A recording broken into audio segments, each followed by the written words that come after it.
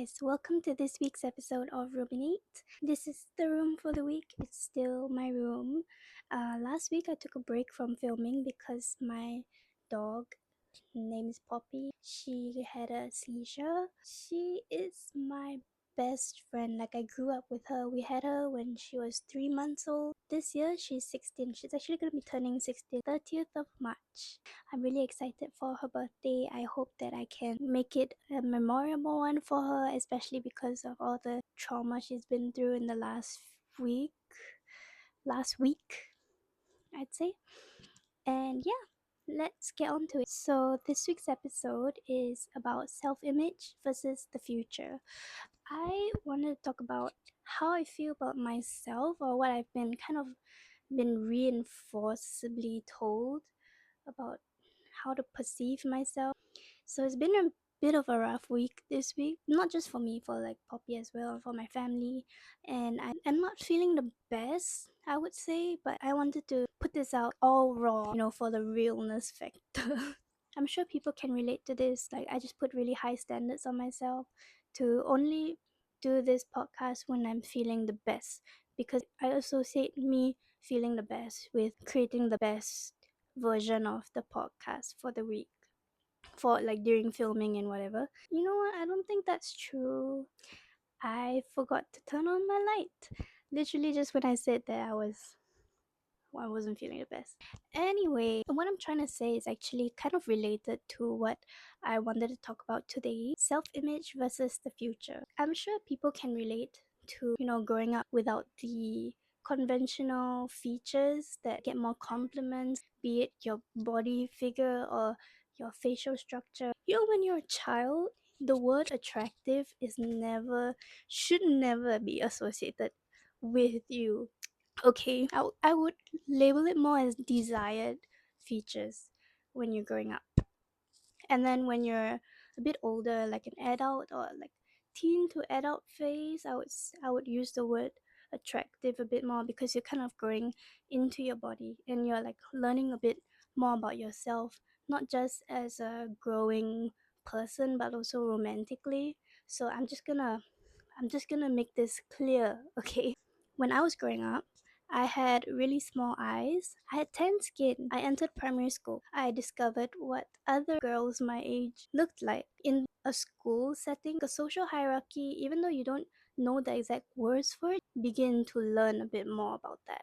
So when I entered primary school, I started to realize, like, oh, this is what other girls my age look like, and why certain girls my age are a bit more popular. They all look fairly similar because they have similar to same desired features on them.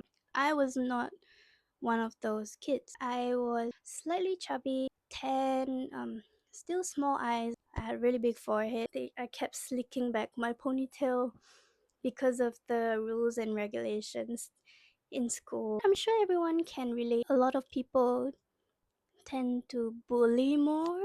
Everyone's experienced bullying at some point in their life at this point.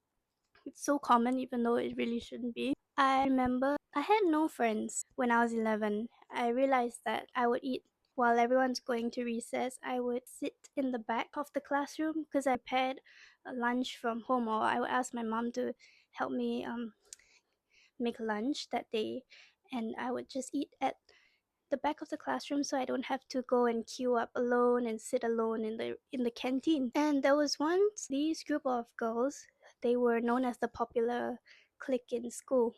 They had walked past me and I saw them kind of pointing at me, whispering something and giggling. This really random other girl who had eavesdropped over them, she had actually came up to me and she said that, oh, they're laughing because your pinafore couldn't zip up all the way.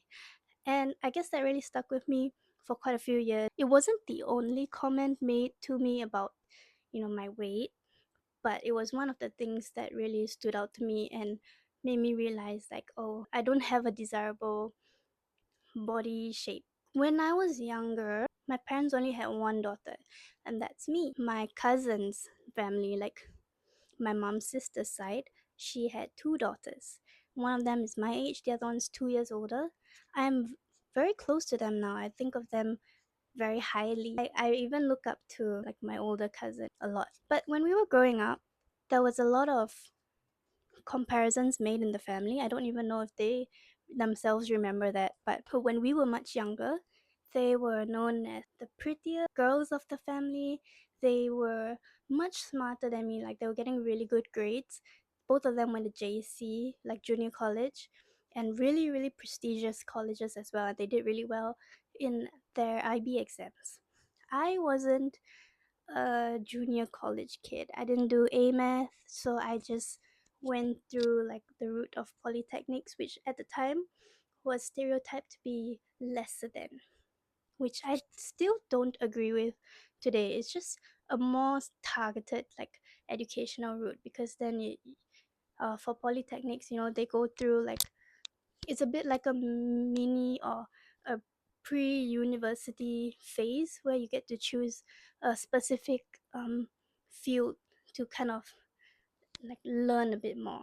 But junior college is more open-ended, like learning more about science and math and English all in one. And because I didn't go through that junior college route, I wasn't as well versed in fundamental academic fields. I was always known as the design kid or the art kid, the kid that doesn't really follow the cookie cutter system. So I wasn't really like looking for a standard job that can earn a lot of money.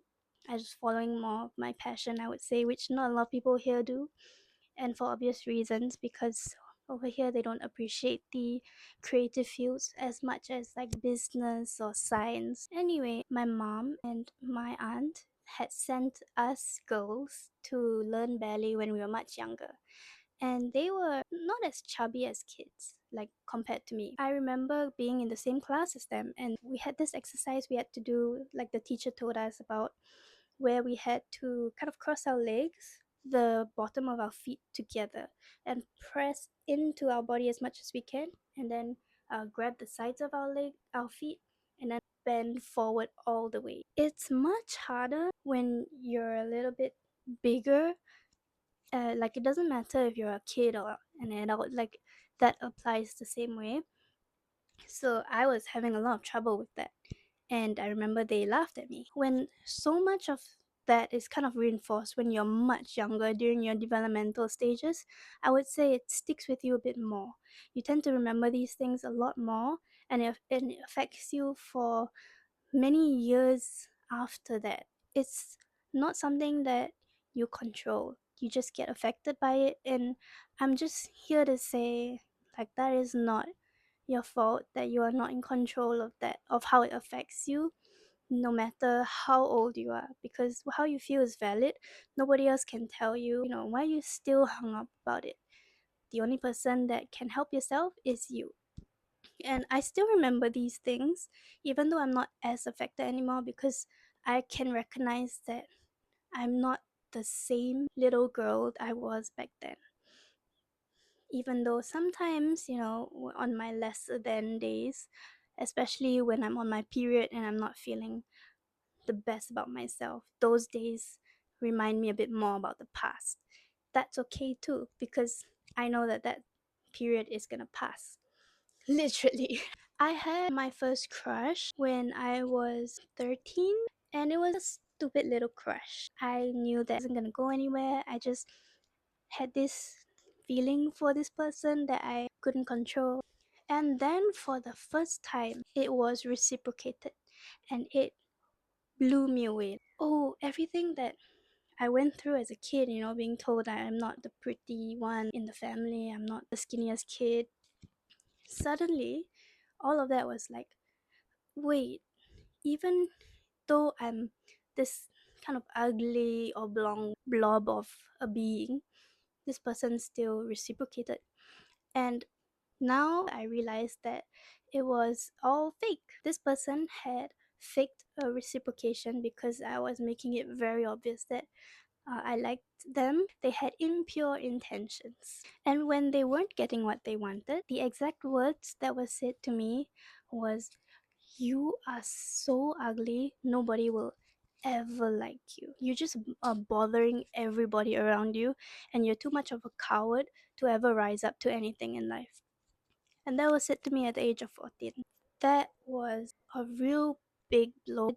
I genuinely hope no one else can relate to that. That was one of the darkest periods of my life.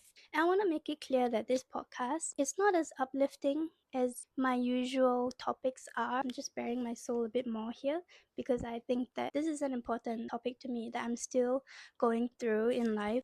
I'm in my early 20s and I still think about this. And only now am I starting to know that I can grow apart from it. For many years after that was said to me, I was crippled by it. Healing isn't linear. There are days where I think that was some bullshit. I can actually sniff that out. And then other days are like, yeah, I shouldn't even try to, like, I shouldn't even bother to try and put myself out there. I know it's gonna be a complete failure because of this that was said to me so many years ago. Recently, I got a bit curious. Like, I was structuring this podcast at the beginning of the week because I wanted to be sure of what exactly I wanted to say, and it got me a bit curious. So I looked up the person who said all that to me like years ago. The level of stagnancy I found quite shocking. It's been 9 years technically since that was said to me. And when I looked this person up, they were still doing the same thing. They were still in the same spot in life. And they are a couple of years older than me. And you have not progressed in life. You say all those things to me. You tell me I'm annoying and cowardly, I don't go anywhere in life, and then there you are perpetuating your own words. And that was how I knew, like, yeah, this person was acting out because they are everything that they said they were, everything they said I was. I don't think that I knew my own potential at the time. Okay, I didn't know that I was actually going to prove this person wrong because for so many years I just thought I am these words that was said to me. When I was 17 and I was going into a polytechnic for the first time, that was my first time being in a mixed school. So I had no idea how to talk to boys. Most of my classmates were girls anyway, so I was in a fairly comfortable state of integrating into a mixed gendered little society. My first taste in really talking to guys. In poly, I know a lot of people take it as a little dating circle where they can just try to date around the school, see what's up. And I wasn't one of those people at the start because I don't know how to be around like other people, and I had zero idea of who I am as a romantic.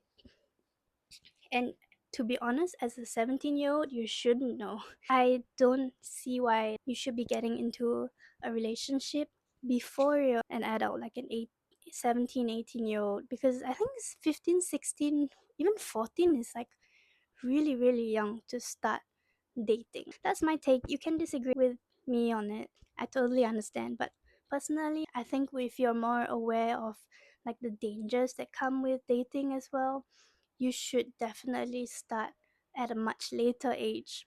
Don't care what everyone else is doing, because when I was still in secondary school, there were people getting together with like guys from other schools at the age of 14 even, or 13.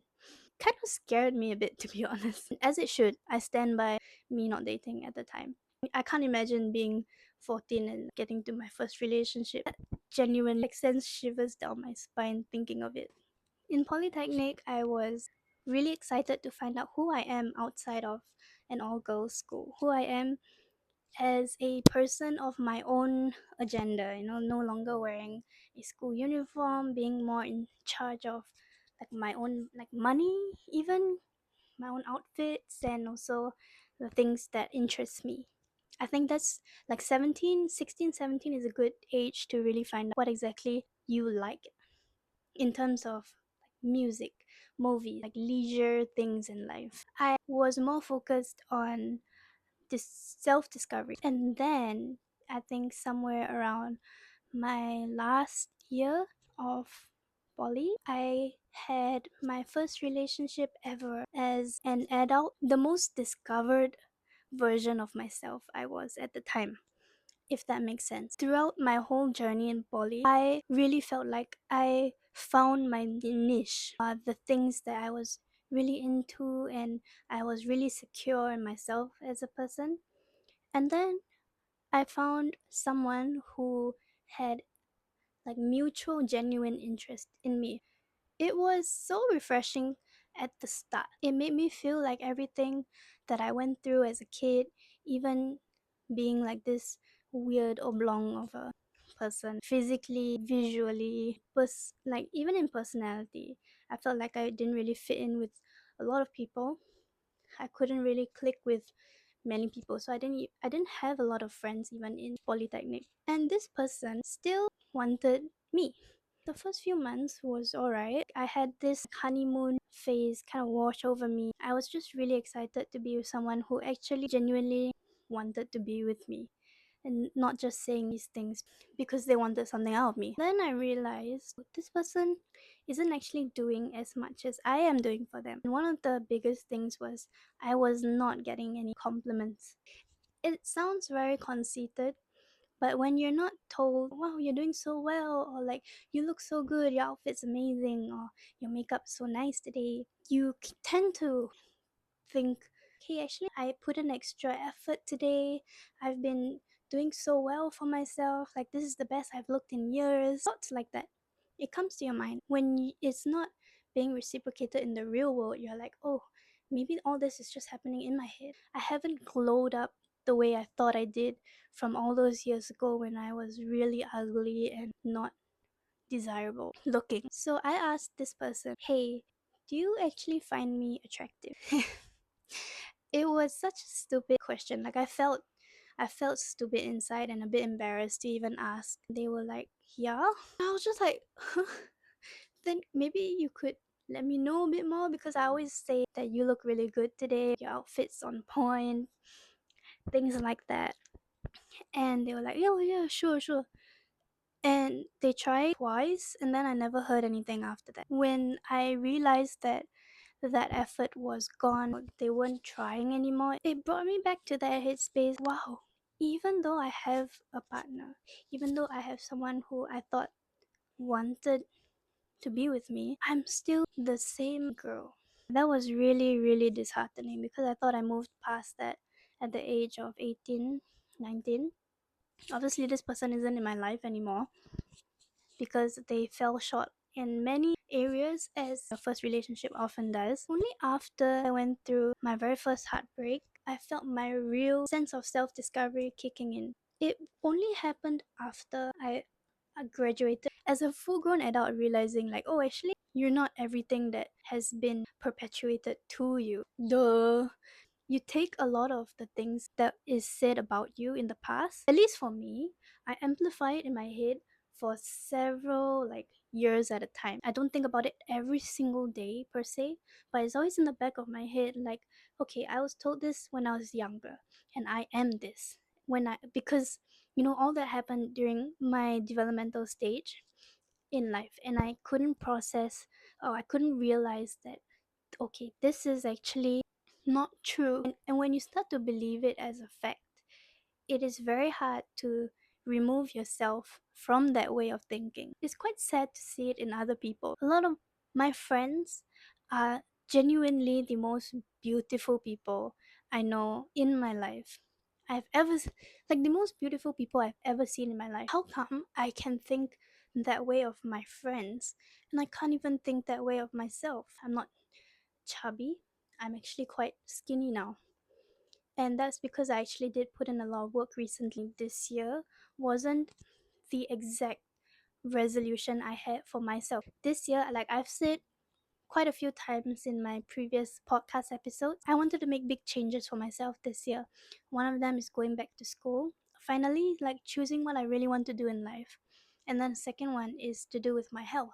So my health was really, really bad last year. I actually went through major surgery, which I will talk about in my next episode.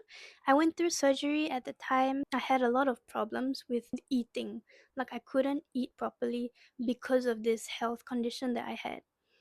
So this year, since I fully recovered from that, I'm walking normally, I can eat without like that nauseating feeling. I really want to take care of myself for good, show my body the love that I really should be showing it. I've decided to eat more whole foods when I can. and also to exercise and walk a bit more, which I was not doing last year.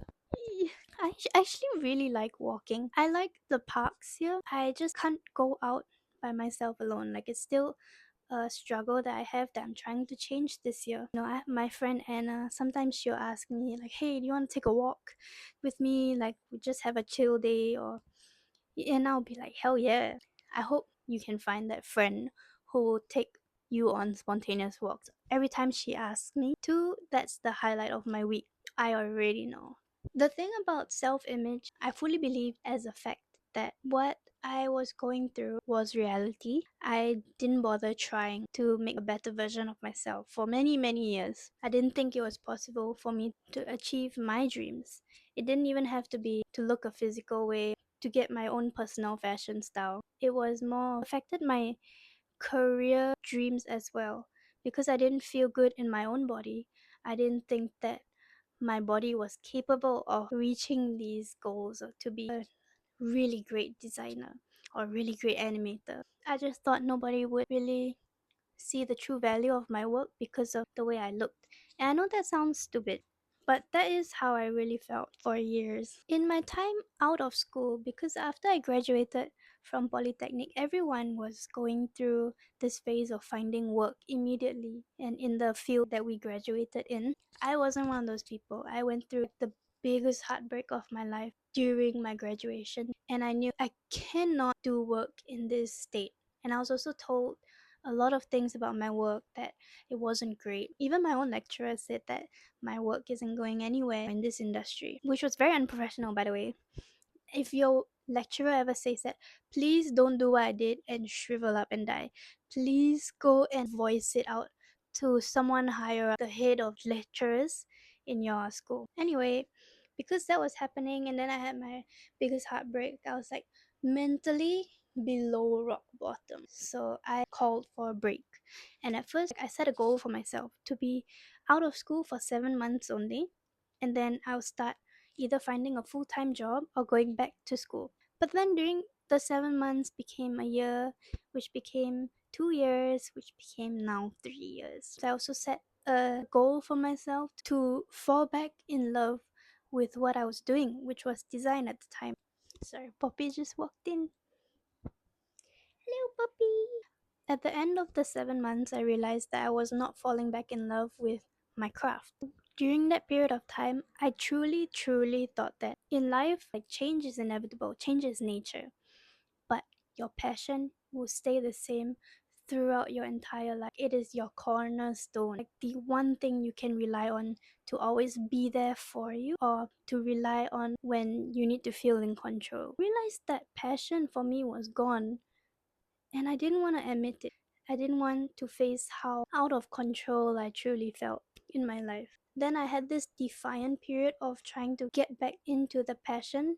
Despite the more I tried, the more I actually started to hate design. Only recently have I felt at peace with letting it go, no longer an active role in my life. I don't see it as a loss. I don't regret learning what I did. That knowledge is still up here. I'm just really grateful that I'm no longer in that field. The emotional torment that came with it, the lack of appreciation that came with every single project that I took, it didn't matter if it was part of a company or freelance. I remember one freelance project, they had tried to pay me $200 less when I mentioned how come I was paid much less than I was supposed to. They tried to guilt trip me and say it was like a misunderstanding, this is all they can pay, despite them signing the contract that said otherwise. And I was really, really upset because they had also submitted the pay 3 months late. On top of that, during the entire period of me taking on this project, they were messaging me at 3 a.m. for changes to be done and to be submitted with the changes made by 8 a.m. the same morning. There's such a lack of respect for the creatives in this field. So I'm thankful to be done with that. I think it was also a lot harder for me to let go because I always felt very subpar. I'm not someone desirable as a person. At least my work would do that for me. And I was passionless for a period of time. I was like, wow, I don't even have my coping mechanism anymore. Only now, after 3 years, have found some kind of acceptance to that fate. It is such a dangerous thing now that I think about it to really put your passion as the center of your life, because change is inevitable, change is nature, like I said before. Passion is changing all the time.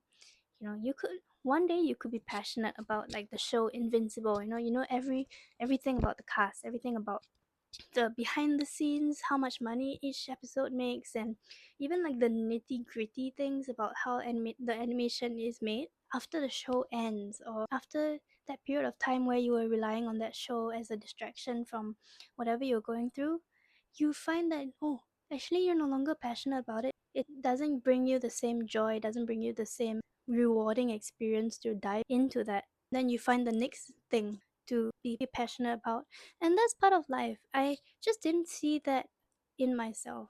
It's okay to think of all those things that were said to you that were not very nice. You can use that as fuel. And I know that everything I said earlier could sound like bitching or negative, or she's lamenting, she's not gotten past that. I don't actually believe in those. I'm just trying to paint a picture because recently I feel very misunderstood. I had fallen out with this friend. I thought that we were pretty close. We were hanging out almost every week when we were going through things in life. We would kind of share that. I had taken a trip to Australia last year for well over a month. When I came back, I had gained a significant amount of weight because of how big, the food portions there are, and I was on vacation, so I was not really sticking to my regular routine. I started to feel self-conscious of it, like anyone would, honestly. I was feeling really down about it at the time, so I was doing everything I could to lose the weight. I was exercising, I was eating better, I was even doing like intermittent fasting. I wasn't seeing a change at all despite doing that for 2 months. I was just trying to talk about it to that friend. I noticed that this friend got quite quiet and looked a bit upset. When I had finished, there was just this really tense silence, and they ended up kind of exploding on me and asking, well, what do you want me to say? Which, it took me by surprise because I don't want you to say anything. You did ask me what's going on because you could tell. For context, they have always been conventionally attractive. They were that figure their whole life. They didn't really go through the same bullying, or they weren't told the things as me when they were growing up.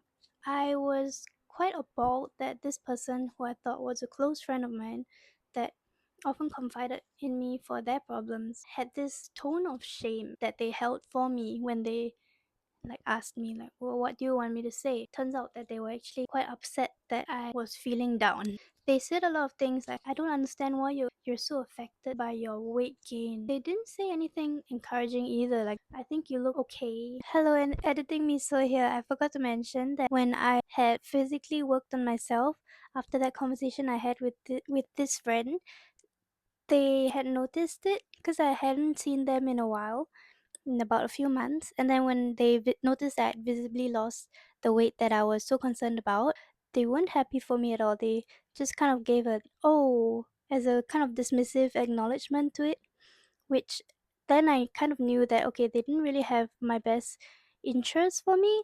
Like, I get that if they were kind of upset with me for sharing about it and not doing, like, not physically doing anything to help with that concern that I had, that is somewhat valid. Like, you can kind of tell your friend like, hey, I know you keep talking about wanting to lose the weight, you should.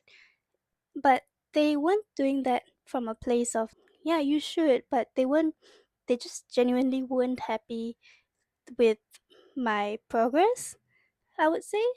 Yeah, I was it's not the kind of person that I would consider a close friend, even, or even a friend, so that person is no longer in my life. Anyway, back to the podcast. When I talk about my problems with friends, it's often something that I'm going through, as well as pulling myself out of in the process. I'm working on it. I just wanted to let them know what I'm going through in case I see distant when we are physically present together. Like, I felt a lot of shame the way that they were speaking to me. What I was feeling wasn't valid. They did imply that this problem is as easy as not thinking about it. I know that they didn't go through like the same kind of struggles as me. I don't know. I was just hoping that as a friend of mine, they would have a bit more empathy, and they didn't. That incident last year was the first incident of being told that all these bad things about myself didn't matter. It shouldn't have mattered to me. To a certain extent, I do agree. Last year, after my health issue, I had set a goal for myself that in the upcoming year, I am going to make a name for myself. I don't care if I do it scared. I don't care if I feel negatively about myself. I don't care if I don't feel the best that day. I'm going to make a name for myself. And I'm going to do it scared. I'm going to do it even at my worst. I'm going to try. And that's what this year is about. In the last 3 years, I've been out of school. I completely surrendered myself to my friends' work schedules. Like, whenever I wanted to go out with them, I'll ask them, can you send me your schedule so I can plan my time around it? It sounds like a small thing, and it is a very considerate thing to do.